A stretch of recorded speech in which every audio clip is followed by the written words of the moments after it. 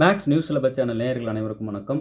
PGTRB mathematics exam தேர்வு தேதி நெருங்கிட்டு இருக்கு. மிக விரைவாக படிங்க. ஒரு 2 புக்லெட் ஹேண்ட் புக்லெட் பிஜிடிஆர்பிக்கு அவசியம் வாங்கி பாருங்கன்னு சொன்னேன். எல்லோரும் வாங்கிட்டு விரைவாக படிச்சுக்கிட்டு இருக்கீங்க. ரொம்ப நல்லா இருக்குன்ட்டு ஃபோன் பண்ணி தேங்க் பண்ணிங்க. ரொம்ப சந்தோஷம். அதில் இருக்கிற ஒரு கொஷின் கூட விடாமல் பாடத்தை புரிஞ்சிட்டு படிங்க. மனப்பாடம் பண்ணக்கூடாது. புரிஞ்சிட்டாலோடைய உங்களால் ஜெயிக்க முடியும். ஸோ புரிஞ்சிட்டு படிக்கும்போது என்ன ஆகும்னா, இந்த மாடல் வேறு கொஷின்ஸ் வந்தாலும் நீங்கள் சால்வ் பண்ணுவீங்க. அந்த எபிலிட்டி தானாக உருவாகணும். அதுக்காக தான் புரிஞ்சிட்டு படிக்க சொல்கிறேன். இப்போ அதை முடிச்சிட்டேன் அப்படின்றவங்க, சார் அதே இன்னும் வாங்கலை படிக்கிறேன்னா முதல்ல அதுதான் படிக்கணும். அதுக்கப்புறம் முடிச்சிட்டோம் அப்படின்றவங்க இந்த 2000+ கொஸ்டின்ஸ் டீட்டெயில் சொல்யூஷன் இதை வாங்கி படிங்க. இதில் இருக்கிற எல்லா 2000 ப்ராப்ளமுக்கும் வீடியோ கொடுத்துடலான்ட்டு ஒன்று ஒன்றா கொடுத்துக்கிட்டே வரேன். இது எவ்வளோ சீக்கிரம் முடியுமோ கம்ப்ளீட்டாக மொத்தத்துக்கும் கொடுத்து முடிச்சிட்டேன்னா எந்த கொஸ்டின் பேப்பராக இருந்தாலும் அசால்ட்டாக மார்க் ஸ்கோர் பண்ணிடுவீங்க. ரெகுலராக வீடியோஸ் பாருங்கள். இந்த 2000+ சொல்யூஷன் புக்லெட்டு, இன்னும் அந்த ஹேண்ட் ரிட்டன் காப்பி 2 புக்லெட்டு இதெல்லாம் வேணும் அப்படின்றவங்க 7358591547 இந்த நம்பர் காண்டாக்ட் பண்ணுங்கள். அந்த 2 புக்லெட் ஹேண்ட் ரிட்டன் காப்பி ஒரு வாரத்தில் படிச்சிடலாம். உண்மையாகவே அதுக்கு மேலே நம்ம டைம் எடுத்துட்டோம்னா தேர்வில் ஜெயிக்கிறது கஷ்டம். அதுக்கப்புறம் 1 வீக் அப்புறம் இதை பார்த்தீங்கன்னா நல்லா புரியும். இதில் வந்து பார்த்தீங்கன்னா 2000+ டீட்டெயில் சொல்யூஷன் புக்லெட்ஸ். இப்போ இந்த 2000+ டீட்டெயில் சொல்யூஷன்ஸ் இருக்கிற இந்த புக்லெட் இருக்கிற நிறைய ப்ராப்ளம் நம்ம வீடியோ போட்டோம். ஆல்ரெடி வீடியோவும் போட்டதை உங்களுக்கு மொத்த வீடியோவும் கூட நான் அனுப்பி விடுறேன். இந்த நம்பருக்கு வாட்ஸ்அப் பண்ணுங்கள். மொத்த வீடியோஸும் அனுப்பி விடுறேன். ஒரு சிலர் நியூமெரிக்கல் அனாலிசிஸ் ரொம்ப டஃப் சார் அப்படின்னு சொல்லிட்டு கேட்டுகிட்டே இருந்தாங்க இல்லையா, அவங்களுக்குலாம் திகட்ட நியூமெரிக்கல் அனாலிசிஸ் கொடுத்தா எப்படி இருக்கும் அந்த மாதிரி வீடியோஸ் கொடுத்துட்டோம். பெட்டராக ஃபீல் பண்ணுறாங்க. இப்போ அடுத்து எங்கே எல்லா கேள்வி கேட்டுட்டு இருக்காங்கன்னா, கிளாசிக்கல் மெக்கானிக்ஸ் வீடியோ கொடுங்கன்னு கேட்டுட்டு இருக்காங்க. கிளாசிக்கல் மெக்கானிக்ஸ் வீடியோ நம்ம கொடுத்துட்டோம். எக்கச்சக்கமான வீடியோ இருக்குது. அதையும் அனுப்பி வைக்கிறோம் பாருங்கள். நீங்கள் வீடியோ பார்க்குறீங்கன்னா என்ன அர்த்தம், அதை பார்த்துட்டு அதிலேருந்து நோட்ஸ் எடுத்துகிட்டே வரணும். ஃபாஸ்ட்டாக பார்க்காம எழுதணும். வீடியோ ப்ளே பண்ணி ஃபுல்லாக பார்த்துட்டு நோட்ஸ் எடுக்கும்போது பார்க்காம எழுதணும். அப்புறம் வெரிஃபை பண்ணிக்கணும். அதே 10 வாட்டி ரிவைஸ் பண்ணிக்கணும். செம்ம ஸ்பீடாக இருங்க. உங்களால் நிச்சயம் ஜெயிக்க முடியும். முதல்ல கால் பண்ணி பேசுகிறவங்க நிறைய பேர் நம்பிக்கை இழந்து காணப்படுறீங்க. நம்மளால் முடியாதோ அப்படின்னு நினைக்கிறீங்க. நம்மளால் முடியாதது எதுவுமே இல்லை அப்படின்ற உணர்வை முதல்ல உங்களுக்குள்ளே வைங்க. எவ்வளோ பெரிய காரியமாக இருந்தாலும் எளிமையாக செஞ்சு முடிக்கலாம். நான் ட்ரை பண்ணுறேன், என்னோட பெஸ்ட்டை தரேன் அப்படின்னு சொல்லுங்கள். யாருக்காகவும் உங்களோட செல்ஃப் கான்ஃபிடென்ஸை லூஸ் பண்ணாதீங்க. ஓகே, நம்மளால் முடியும், நம்புங்க. இப்போ நியூமெரிக்கல் அனாலிசிஸ்லேருந்து இம்பார்ட்டண்ட்டாக இந்த 2000+ டீட்டெயில் சொல்யூஷன் புக்லெட்டில் இதெல்லாம் இருக்குது. சரிங்களா, இதை டீட்டெயில்டாக இப்போ கொண்டு ஒன்றா வீடியோ கொடுத்துட்டே வரேன். இன்னும் போக ஸ்பீடு வேறு மாதிரி இருக்கும். உங்களுக்கு நல்லா புரியும் சப்ஜெக்ட். அதுதான் இன்னொரு முக்கியமான விஷயம். நான் ஆல்ரெடி நிறைய கொடுத்துட்டேன், அதுதான் ரொம்ப முக்கியம். நிறைய வீடியோஸ் கொடுத்தாச்சு, அதெல்லாம் பாருங்கள். எல்லாத்தையும் வேணுன்றவங்க இந்த நம்பர் காண்டாக்ட் பண்ணுங்கள், அனுப்பி வைக்கிறேன். ஓகே, இப்போ நியூமெரிக்கல் அனாலிசிஸில் ஒரு important problem. Using Newton-Raphson method, the first approximation to the root of f of x equal to x square minus 3 with x not equal to 1.5 is இந்த 4 எது அப்படின்னு சொல்லிட்டு கேட்குறாங்க. நியூட்டன்-ராப்சன் மெத்தடை நீங்கள் யூஸ் பண்ணிக்கோங்க. ஃபஸ்ட் அப்ராக்சிமேஷன் என்னன்னு சொல்லிட்டு, ஃபஸ்ட் அப்ராக்சிமேஷன் வேல்யூ x1 என்னன்னு சொல்லிட்டு கேட்குறாங்க. இதுக்கு பொதுவான ஃபார்ம் நியூட்டன்-ராப்சன் மெத்தட்னு அந்த அப்ராக்சிமேஷன் கண்டுபிடிக்கிற ஃபார்மில் பொதுவான ஃபார்முலா ஒன்று இருக்குது. இப்போ நான் அதை உங்களுக்கு சொல்ல போகிறேன்.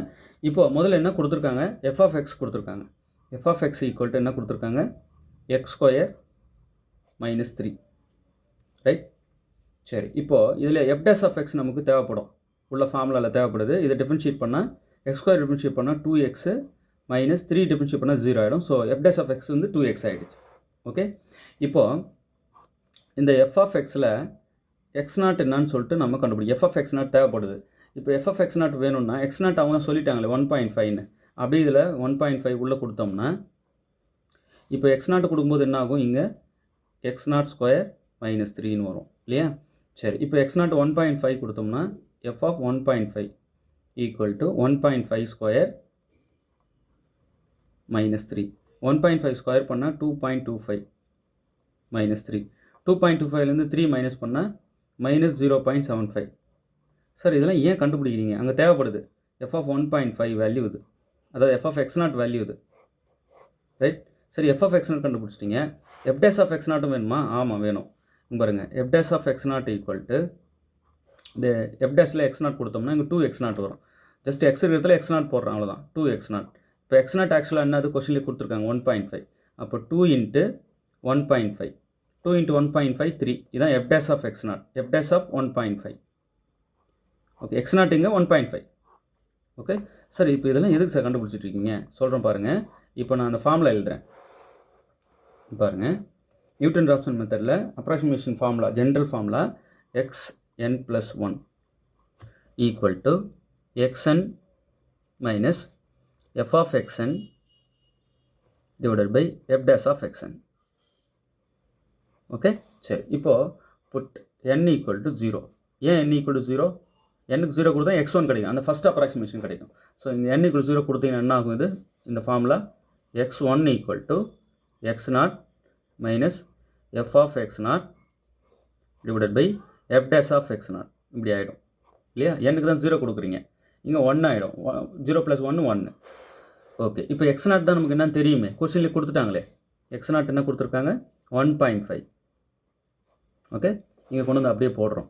x0 வந்து 1.5 minus f of 1.5 divided by f dash of 1.5. Okay, இதெல்லாம் நம்ம கண்டுபிடிச்சோமே முன்னாடியே, அதுக்கு தான் அது கண்டுபிடிச்சது. 1.5 மைனஸ் f ஆஃப் 1.5 மைனஸ் 0.75 இதோ கண்டுபிடிச்சிருக்கோம் பாருங்கள். இது divided by f dash of 1.5 இதோ கண்டுபிடிச்சிருக்கேன் பாருங்கள். f dash of 1.5 3. ஓகே, இங்கே அப்படியே போடுங்க 3. இப்போ இதை கட் பண்ணலாம். கட் பண்ணால் 0.25. இந்த மாதிரி சின்ன சின்ன வேல்யூஸ் தான் கேட்பாங்க, ஈஸியாக கட் பண்ணுற மாதிரி. இந்த மைனஸ் அப்படியே மேலே போட்டுக்கிறேன். அப்போ என்ன ஆகுன்னா 1.5 மைனஸ் ஆஃப் மைனஸ் 0.25. ரைட், இங்கே மைனஸ் மைனஸ் ப்ளஸ் ஆகிடும். அப்போ 1.5 ப்ளஸ் 0.25. இந்த 1.5ம் 0.25 ஆட் பண்ணால் 1.75. இங்கே 0 வேணால் சேர்த்துக்கலாம். ஓகே, அப்போ x1 வந்து 1.750 ஃபஸ்ட் அப்ராக்சிமேஷன் வேல்யூ. இவ்வளோ தாங்க. இதில் என்ன கஷ்டம்? அவங்க எந்த மாதிரினா கேட்டு போட்டுமே. இப்போ இங்கே 4 ஆப்ஷனில் எது பாருங்கள்?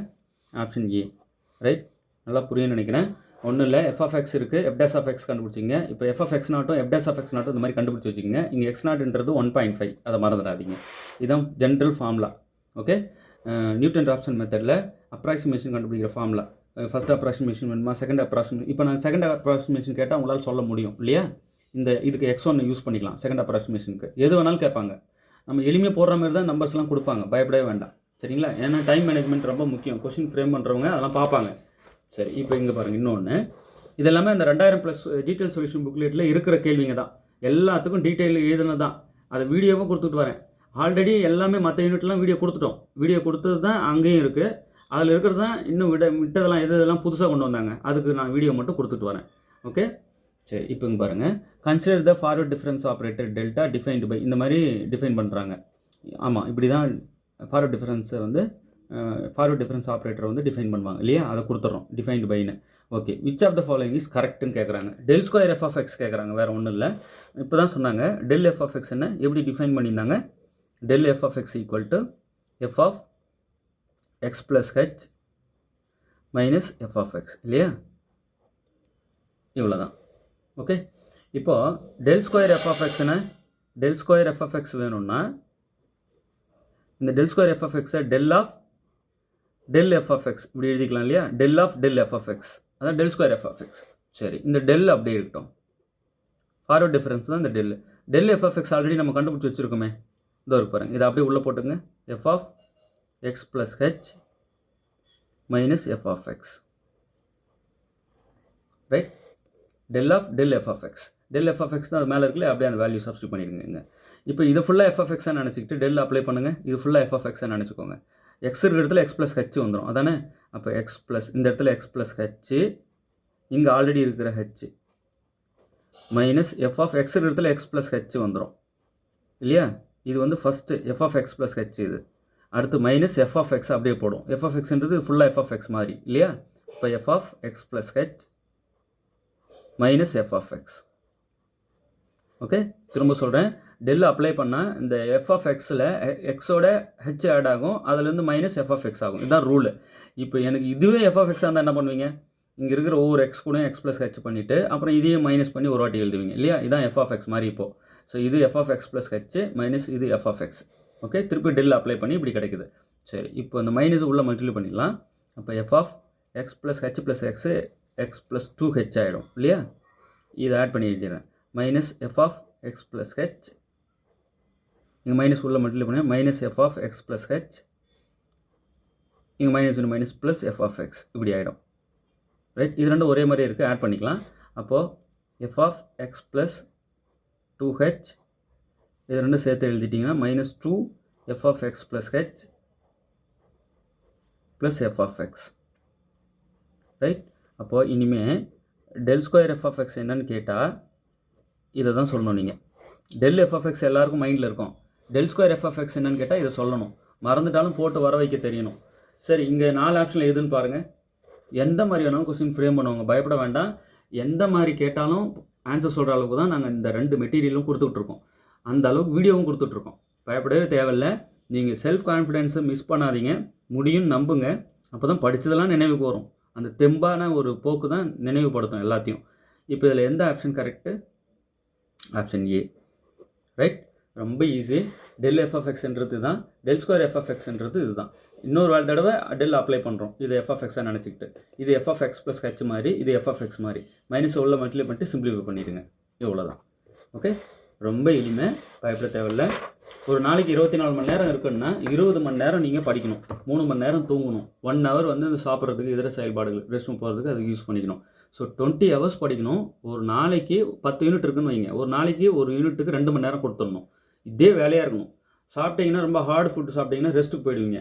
ஹார்ட் ஃபுட்டு சாப்பிடக்கூடாது. சாப்பிட்ற ஃபுட்டெல்லாம் எளிமையாக ஈஸியாக டைஜஸ்ட் ஆகக்கூடிய இந்த ஃப்ரூட்ஸு, கீரைங்க, இதெல்லாம் வந்து எளிமையாக டைஜஸ்ட் ஆகக்கூடிய கீரைங்க, அது சாப்பிட்ணும். கீரை கூட தவிர்த்தலாம். ஃப்ரூட்ஸ் தான், ஃப்ரூட்ஸு, ஜூஸு இது மட்டும் எடுத்துக்கிட்டு அப்பப்போ தேவைப்பட்டால் டீ, தேவைப்பட்டால் ஒரு நாளைக்கு ஒரு டீ 2 டீ போதும். இந்த சின்ன சின்ன பிரேக் எடுத்துக்கணும். அதுக்காக சொல்கிறேன். டீ ஆர் காஃபி உங்களுக்கு பிடிச்சதை எடுத்துக்கலாம். பட் 20 ஹவர்ஸ் படிக்கணும். ஏதாவது ஜாப் போனீங்கன்னா லீவ் கேட்டு இந்த 40 டேஸும் அப்படியே உட்காந்துடணும். இல்லைனா ரொம்ப கஷ்டம். ஏன்னா போட்டியாளர்கள் அதிகம். இந்த 40 டேஸில் வின் பண்ணுறதுக்கான வழி தான் நான் இப்போ இதெல்லாம் சொல்லிகிட்டு இருக்கேன். ஓகே, 40 நாளும் அப்படியே உள்ள ரூம்குள்ளே உட்காந்துடணும்.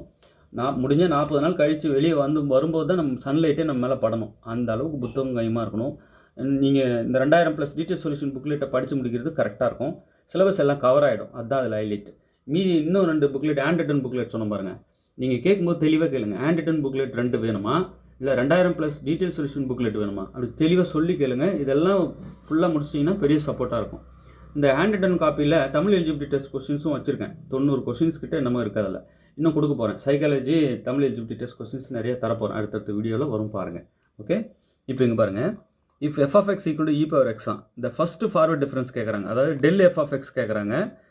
எக்ஸ் வேல்யூ என்ன இருக்கும்போது, எக்ஸ் வேல்யூ 0 இருக்கும்போது, ஹெச் வேல்யூ 0.1 இருக்கும்போது. ஓகேவா? சரி, ரொம்ப எளிமை தானே, இது நமக்கு தெரிஞ்சது தான். முதல்ல நம்மளால் முடியாதுன்னு எப்பயுமே நினைக்கக்கூடாது. நிறைய பேர் அப்படி பயத்தில் இருக்கீங்க. அப்படிலாம் இருக்கக்கூடாது. நிறைய பேர், ஒரு சிலர்லாம், சார் நான் எல்லாத்தையும் படிச்சுட்டேன், அந்த 15,000 கொஸ்டின்ஸ் அப்ஜெக்டிவ் டைப் கொஸ்டின்ஸ் இருக்குன்னு சொன்னீங்களா, அதை அனுப்பி வைங்கன்னு கேட்டு வாங்கி படிச்சுட்டு இருக்காங்க. அப்போ எவ்வளோ அப்டேட் ஆகிருக்காங்க பாரு அவங்களாம். இல்லை காலகாலமாக இதுக்கு படிக்கிறவங்களாம் இருக்காங்க. அவங்களாம் ஓவர்டேக் பண்ணணும்னா சம்திங் ஸ்பெஷல் உங்ககிட்ட இருக்கணும். அப்படி தானே? அப்போ இந்த 40 டேஸ் அப்படியே உட்காந்துருங்க. சரியா? இப்போ எஃப்எஃப்எக்ஸ் என்ன? F of x equal to e power x. அவங்க என்ன கேட்குறாங்க? டெல் எஃப் ஆஃப் எக்ஸ் கேட்குறாங்க. எக்ஸ் வேல்யூ இது கொடுத்துடணும். Del f of x equal to f of x plus h minus f of x. சரியா? எக்ஸுக்கு 0 கொடுங்க, ஹெச்சுக்கு 0.1 கொடுங்க இதில். அப்போ del f of 0 equal to f of 0 plus 0.1 minus f of 0. Right? இப்போ இது என்ன ஆகும்? சிம்பிளிஃபை பண்ணால் f of 0 plus 1 வந்து 0 plus 0.1 வந்து 0.1 மைனஸ் f of 0. ஓகே, இப்போது f of xன்றது e power x தான் இல்லையா? இங்கே எக்ஸுக்கு 0.1 கொடுத்தா இங்கே e பவர் 0.1. அப்போ இங்கே போடுங்க e பவர் 0.1 மைனஸ் இங்கே எக்ஸுக்கு 0. அதாவது f of x equal to e power x அவங்க கொடுத்துட்டாங்க. நமக்கு வந்து f of 0.1 வேணும்னா இங்கே எக்ஸுக்கு இங்கே இ பவர் 0.1. அடுத்து எஃப் ஆஃப் 0 வேணும்னா இ பவர் 0 இல்லையா? ஸோ இ பவர் 0 நமக்கு 1 ஆகிடும். இங்கே ஒரு ஸ்டெப் இ பவர் 0னே போட்டுக்கிறேன்.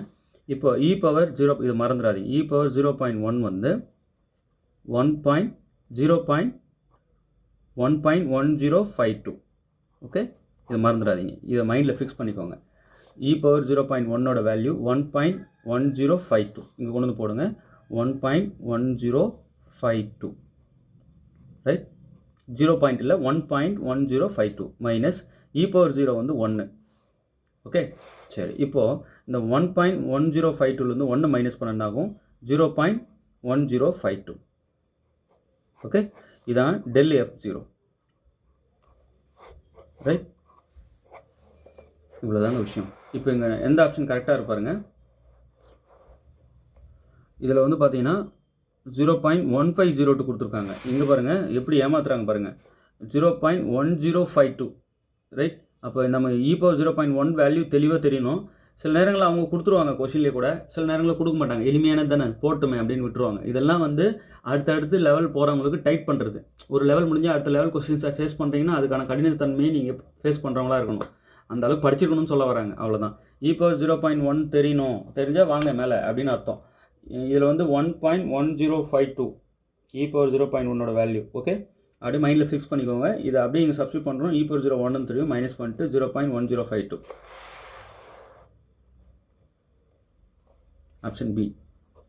ரைட், இதுதான் கரெக்டாக மேட்ச் ஆகுது இருக்கிற 4 ஆன்சரில். நியரஸ்ட் ஆன்சரும் இருக்கும். ஸோ அந்த மாதிரி நம்ம பார்த்து பெஸ்ட்டு சூஸ் பண்ணணும். இவ்வளோ தான் விஷயம். தொடர்ந்து நம்ம சேனல் வாட்ச் பண்ணிகிட்டே வாங்க, நல்ல நல்ல வீடியோஸ் கொடுப்போம். இதில் இந்த நியூட்டன் ராப்சன் மெத்தடில் இந்த அப்ராக்சிமேஷன் வேல்யூ கண்டுபிடிக்கிற ஃபார்முலா அது ரொம்ப இம்பார்ட்டன்ட் ஃபார்முலா அது. ஓகே, இதை எழுதி வச்சுக்கோங்க. அப்பப்போ அசைப்பட்டுகிட்டே இருங்க. நீங்கள் ரிவைஸ் பண்ணுறீங்க, படிக்கிறீங்க. இப்போ ஒரு ப்ராப்ளம் எடுத்து படிக்கிறீங்கன்னா என்ன அர்த்தம்? அதை எழுதி பார்க்கணும், அதுதான் படிக்கிறதா அர்த்தம். சும்மா அப்படியே நோட்டு திறந்து வச்சு பார்த்துட்டே இருந்தால் தூக்கம் வந்துடும். சரிங்களா? எழுதி பார்த்துட்டே படிங்க. நிறைய நோட்டு வாங்கி வச்சுக்கோங்க. நீ வீடியோஸ் பார்த்து எழுதுறதுக்கு தனியாக 10 யூனிட்டுக்கு தனித்தனி நோட் போட்டுருங்க. எந்த யூனிட்டு நடத்துகிறோம் வீடியோ அந்த நோட்டில் எடுத்து எழுதுங்க. அது இல்லாமல் ப்ராக்டிஸ்க்குன்னு தனியாக 10 நோட்டு போட்டுக்கோங்க. அது ப்ராக்டிஸ் பண்ணுறதுலேயும் ஒவ்வொரு யூனிட்டுக்கு தனித்தனி நோட்டு. இப்போ நீங்கள் ஒரு 2 ஹவர்ஸ் எதில் கொண்டு வந்து நிறுத்துறீங்களோ, இப்போ அதாவது 10 யூனிட்டை ஒரே நாளில் 2 மணி நேரம் படிக்கிறீங்கன்னும் போது, அப்போ சார் நான் 2 மணி நேரத்தில் எவ்வளோ படிச்சிட முடியும்? 10 பேஜ் தான் படிக்க முடியும் அப்படின்னா அடுத்த நாள் 11ஆவது பேஜ்லேருந்து ஸ்டார்ட் பண்ணணும். அந்த 2 மணி நேரம் அந்த பாடத்துக்கு டெய்லியும், அவ்வளோதான். இப்போ 8 to 10 ஒரு பாடம் படிக்கிறீங்கன்னா டெய்லி 8 to 10 அதே பாடத்தையே படிக்கணும். மாற்றி மாற்றி படிக்கக்கூடாது. ஒரே ஆர்டரில் எல்லாத்தையும் அப்படி ரிவைஸ் பண்ணினே வரீங்க. சார் ஒரு சைக்கிள் ஃபுல்லாக படிச்சிட்டோன்னா அடுத்து இன்னொரு ரிவைஸ் வாங்க, ஒரு ரிவைஸ் முடிச்சுன்னா அடுத்து இன்னொரு ரிவைஸ் வாங்க. இந்தமாரி ஃபஸ்ட்டு ஒரு தடவை படிக்கிறது, second revise, third revise, fourth ரிவைஸ்லாம் இந்த ஃபஸ்ட்டு போன ஸ்பீடை விட பல மடங்கு ஸ்பீடு இருப்பீங்க. ஃபிஃப்த் ரிவைஸ்லாம் வரும்போது அப்படியே பெரட்டுவீங்க, காற்று வேகம் அப்படியே பெரட்டிக்கிட்டே இருப்பீங்க. ஸோ அதான் ரிவைஸ் பண்ண பண்ண சப்ஜெக்ட் அப்படியே ஊறி போயிடும். உங்களுக்கு அடுத்து எனக்கு கொடுங்க படிக்கிறேன் அப்படின்வீங்க. அந்த 15,000 கொஸ்டின் ஆப்ஷன்ஸ் மட்டும் கொடுத்துருக்குன்னு சொன்னீங்களா, அது எல்லாத்தையும் கொடுங்க பார்க்கலாம், நான் எனக்கு ஆன்சர் தெரியுதா பார்க்குறேன் அப்படின்னு அந்த 15,000 கொஸ்டினும் வாங்குவீங்க. ஆல் யூனிட் கவர் ஆனது ஃபுல்லாக. ஓகே, இந்த 2000 கொஸ்டின் டீட்டெயில் சொல்யூஷனாக இருக்கிறது. ஸோ இது எது வேணும்னாலும் நீங்கள் இந்த நம்பருக்கு வந்து நீங்கள் காண்டாக்ட் பண்ணுங்கள், உங்களுக்கு தரோம், வாங்கி படிக்கலாம். ஓகே, தேர்வில் வெற்றி பெற வாழ்த்துக்கள். தேங்க்யூ.